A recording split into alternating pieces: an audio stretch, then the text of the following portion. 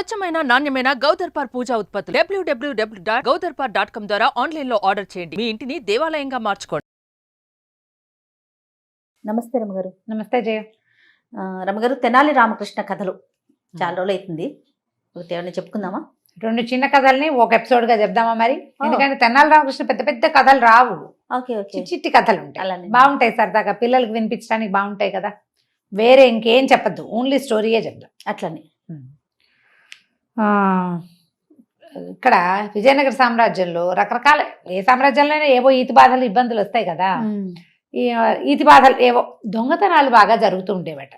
కొంచెం సమ్మర్లో ఎండాకాలము అందరూ బయట చల్లగా ఉంటుందని బయట పడుకుంటారు, లేదా మేడల మిద్దెల మీద పడుకుంటారు. ఇళ్లలో దొంగతనాలు ఇలా బాగా కనపడుతున్నాయి. అవును, దొంగతనాలని రాజుగారు ఏం చేశారు, రాయల వారు గస్తీలు పెంచారు, ప్రజలు బాధపడుతున్నారని. అయినా ఏదో చిన్నదో పన్నదో దొంగతనాలు జరిగిపోతూనే ఉండేవి.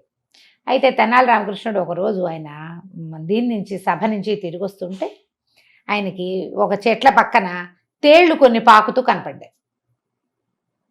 ఆయనకు ఒక ఆలోచన వచ్చి ఏం చేశాక, ఆయన మంచినీళ్ళు అది ఇట్లా చెంబు పుచ్చుకెళ్తారు. ఆ చెంబుని, ఆ మరచెంబు అనమాట, మంచినీళ్ళు పట్టుకెళ్ళి మనం బాటిల్స్ పట్టుకెళ్తాం కదా, ఆ మరచెంబులోకి ఓ తేలుని ఎక్కించుకున్నారు రోడ్డు మీద నుంచి. అదేముంది, అది మన ఏదైనా అడ్డం పెడితే అందులోకి వచ్చేసి వెళ్ళిపోతుంది. అవును, అంతే కదా. అట్టపెట్టెల్లో వాటిలో చిన్నప్పుడు మేము అలాగే పెట్టుకునేవాళ్ళు. తేళ్ళు కాళ్ళజేర్లు గొప్ప సరదాగా ఉండేది. దాచుకునే వాళ్ళ దాన్ని వచ్చి అప్పుడు గాజు సీసాలు ఉండేవి, ప్లాస్టిక్ డబ్బాలు లేవు మా చిన్నప్పుడు, చాలా తక్కువ. హార్లిక్స్, తర్వాత ఏమో బూస్ట్ అలాంటివి ఏమైనా కొంటే ఓవల్టీను, ఇంకోటి ఏదో కొనేవాళ్ళం. ప్రోటీన్ ఎక్స్ ఉండేవి మా నాన్నగారి కోసం, ప్రోటీన్ ఎక్స్ బాటిల్, అంతంత బాటిల్స్, గాజు బాటిల్. దాన్ని అలాగా అందులోకి ఎక్కించి మూత పెడితే అది అటు ఇటు అటు ఇటు కొంచెం గాలి వచ్చేలాగా చేయటం, అది పైకి వస్తుంటే చిటుకని మూత మూసేయటం. గొప్ప సరదాగా ఉండేది.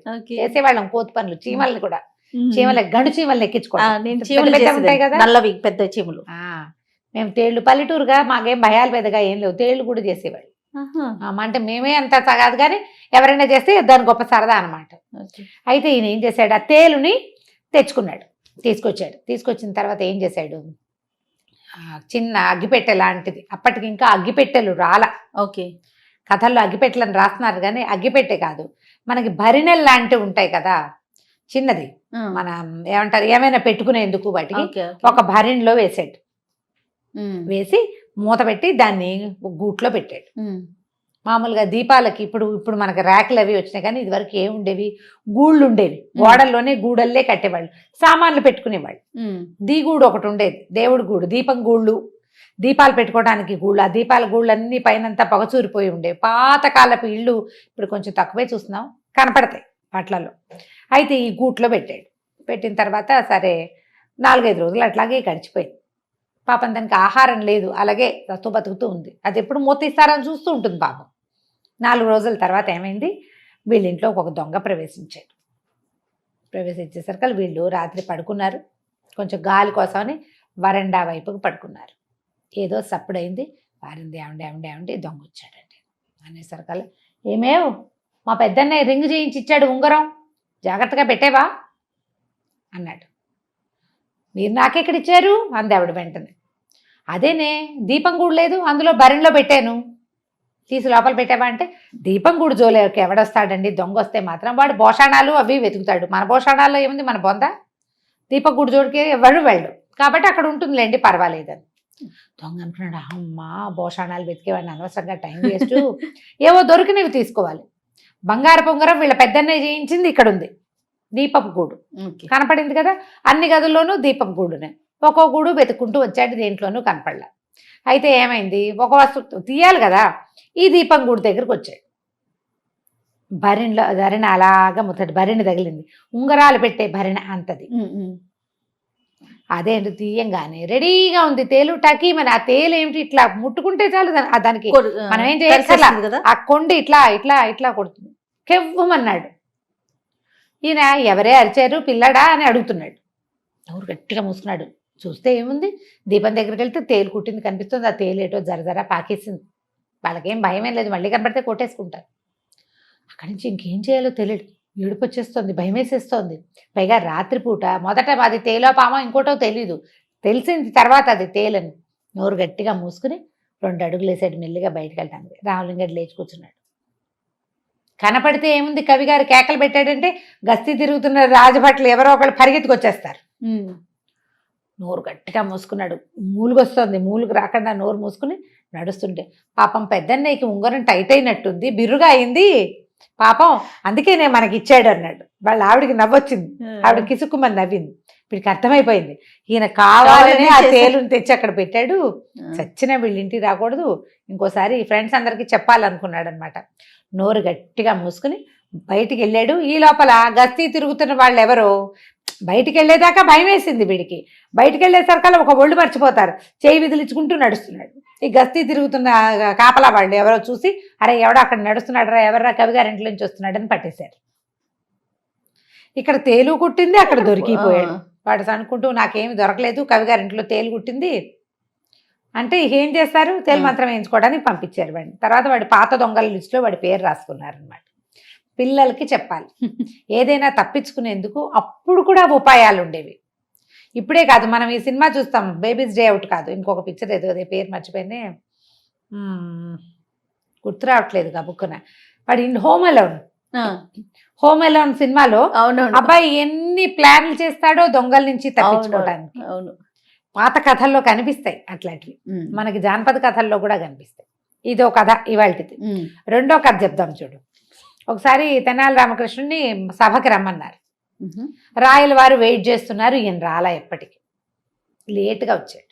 వచ్చేసరికల్లా ఆయన రాయల వారు అడిగారు, ఇంత ఆలస్యంగా వచ్చావేమిటి రామకృష్ణ, పొద్దున 10 నుంచి నీకోసం చూస్తున్నాం, ఇంత ఆలస్యంగా వచ్చావంటే, మా చంటివాడు ఈ చిన్న అబ్బాయి చాలా గొడవ మహాప్రభు, వాడిని వదిలించుకొచ్చేసరికి ఈ సమయం పట్టింది, వాడు చాలా మారం చేశాడు ఇవాళ, మా ఆవిడ వాడిని హ్యాండిల్ చేయలేకపోయింది, నేనే హ్యాండిల్ చేయవలసి వచ్చింది, అంచేత ఇంత సమయం పట్టిందంటే ఆయన అన్నాడు, ఇంతకంటే సాకేం దొరకలేదా, పిల్లల్ని హ్యాండిల్ చేయడం కష్టమా ఏమిటి, పిల్లడు నేను సభకెళ్ళొస్తాను అని చెప్పవు, పిల్లడికి ఏదైనా ఒకటి కావాల్సింది కొనిపెట్టడమో ఏదో ఒక వస్తువు చేతులు పెడితే వాడే ఊరుకుంటాడు, నీకు అది కూడా రాదా అన్నాడు ఆయన. ఇక్కడ మహామహుల్ని మట్టి కనిపిస్తావు నువ్వు, పిల్లాడికి చెప్పలేవు అనేసరికల్లా పిల్లలకి చెప్పడం చాలా కష్టం అండి అన్నాడు. నేను నమ్మను రామకృష్ణ, నువ్వు ఏదో ఒక ఆలస్యం చేసి పిల్లవాడికి సాకు చెప్తున్నావు, పిల్లల సాకు చెప్పకూడదు. పిల్లలేముంది, మనం ఏది చెప్తే అది వింటారు, ఏదైనా ఆశ చూపించి ఒక తాయిలం ఇస్తే వినేస్తారు పిల్లలు అనేసరికల్లా అంత సులువు కాదు మహాప్రభు అన్నాడు. అని అయితే ఓ పని చేద్దాం, మీరు తండ్రి నేను మీ పిల్లవాడు, పిల్లాడితోటి ఎలా ఉంటుందో చూపిస్తాను మీకు అన్నాడు. సరే రాయల వారు ఒప్పుకున్నారు దానికి. ఈయన వెళ్ళాడు, రాయల వారి దగ్గరకు వచ్చినాడు. బజార్ వెళ్దాం నాన్న అని ఏడవటం మొదలుపెట్టాడు. సరే బజార్ తీసుకెళ్ళారు. బజార్ తీసుకెళ్తే అక్కడ ఆ వస్తువు కావాలి ఈ వస్తువు కావాలంటారు కదా, ఒక చక్కటి చేతి సంచీలు అమ్ముతున్నాడు ఒకడు, ఇంత సంచి, అది ఇట్లా చంకకి తగిలించుకుని ఏమైనా వస్తువులు పెట్టుకోవచ్చు. ఇప్పుడు మనం పెట్టుకుంటాం కదా ఏమంటారు షోల్డర్ బ్యాగ్, అది షోల్డర్ది కాకుండా ఇట్లా పట్టుకునే సంచి అనమాట, రంగులు రంగులుగా అద్దకం వేసి ఎంతో బాగుంది. ఆ సంచి కావాలంటే ఏముంది, పిల్లాడు అడిగింది కొనిపెడితే వాడు మారం మానేస్తాడు, చేయి పుచ్చుకుంటాడు కాసేపు, చెయ్యి వదిలేస్తాడు కాసేపు, రోడ్డు మీదకి వెళ్ళిపోతాడు కాసేపు. పిల్లలు అట్లా చెయ్యరు, ఎంతసేపు కసురుకుంటూ కేకలేసుకుంటూ పిలుచుకుంటూ జాగ్రత్త చెప్తూ ఉండాలి. రాజుగారికి అర్థం కావట్లేదు, మరీ ఎక్కువ చేస్తున్నాడు రామకృష్ణుడు అనిపించింది. సంచి కొనిపెట్టారు, కాసేపు మారమ్మ అని పక్కన నడవడం మొదలుపెట్టాడు. ఇంతలో ఏమైంది, రోడ్డు మీద ఒక ఏనుగు వస్తుంది, ఏనుగు ఎక్కుతాను అని మారమ్మ మొదలుపెట్టాడు రామకృష్ణుడు. పిల్లలు అలాగే కదా చేస్తారు. ఆ మావిటి వాడిని పిలిచి ఏనుగుని ఎక్కించబోయి రామకృష్ణుడి మా పిల్లవాడిని అన్నారు. రామకృష్ణుడిని ఏనుగు ఎక్కించారు. తండ్రి గారు పాత్రలో ఉన్న రాయల వారు కూడా ఎక్కారు. కొంచెం దూరం వెళ్ళింది ఏనుగు. సరే దిగారు. దిగిన తర్వాత నాకు ఏనుగు కొనిపెట్టు అని ఏడ్చాడు. సరే ఏనుగు కొనిపెట్టడమే కదా, రాయల వారి చేతి నుంచి కడియం తీసి ఆ మావిటి వాడి చేతిలో ఏనుగు ఇచ్చేసి వెళ్ళిపో మాకు అన్నాడు. ఏనుగు ఇచ్చేసాడు. ఏనుగుని పుచ్చుకొని నడవాలి. ఆ ఏనుగుని సంచిలో పెట్టు, ఇంటికి పట్టుకెళ్తాను అని ఏడవటం మొదలుపెట్టాడు ఈయన. బాగుంది.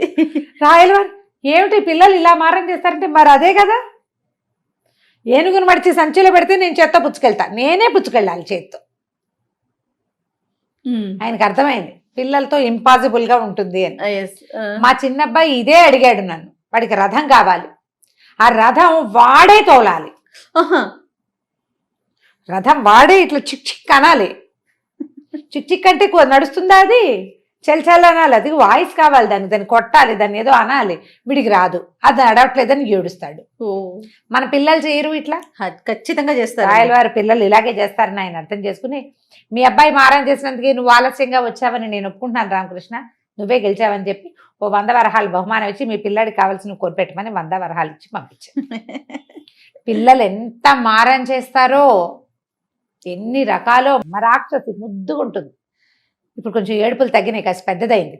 1 year బేబీ గ్లాస్ పాటుకుని అదే పాలు తాగాలి. ఆ గ్లాసు అంతెత్తు గాజు గ్లాసు, అదే గ్లాస్ ఇంతది. తాగాలి. ఆ గ్లాస్ తోటే తాగాలి, అదే పట్టుకు తాగాలి. పిల్ల పిచ్చిక చిట్టి పిల్ల. ఆ గ్లాస్ జారి పడితే అసలు గ్లాస్ మొయ్యలేదు అది. కానీ ఎంత ఏడ్చేదో, నేనే తాగాలి, నేనే తాగుతాను. అట్లనే ఉంటారండి పిల్లలంతే మారం, అవును. అలాగే చేస్తారు. కాబట్టి పిల్లల మారాములు ఇలా ఉంటాయి. ఎదుటి వరకు చెప్పడానికి ఈజీగా ఉంటుంది. ఏముంది పిల్లల్ని హ్యాండిల్ చేయడం కష్టం అంటే, మనకేమవుతుందంటే మనం ఎలా అనుకుంటాం, మన పిల్లలు చేసే మారాములు మనకు అలవాటు ఉంటాయి. అవును. కొత్త వాళ్ళ పిల్లల్ని చూస్తే ఏమనిపిస్తుంది, అబ్బా మా పిల్లలు ఇట్లా కాదమ్మా అనిపిస్తుంది. కొంచెం పిల్లలు పెరిగాకంటే మరీ చెప్పేస్తాం ఇంకా అసలు మా పిల్లలు ఇట్లా చేయలేదంటాం. మా పిల్లలు ఇట్లా చేయలే, చిన్నప్పుడు ఏమీ చేసేవాళ్ళు కాదు, అవునవును. మా పిల్లలు చాలా బుద్ధిగా ఉండే, ఏమిటో ఈ కాలంలో పిల్లలు అలా మాట్లాడుకుంటాం. కానీ ఎవరి పిల్లలు మారం వాళ్ళ ప్రాణానికి ఎక్కువే మెల్లిగా ఇప్పుడు ఎలాగో చెప్పుకోవాలి. అంతే. ఈ 2 చిన్న కథలు తెనాలి రామకృష్ణ కథలు పిల్లలకి చెప్పండి తప్పకుండా రమ్మగారు. నమస్తే. నమస్తే చెప్పు.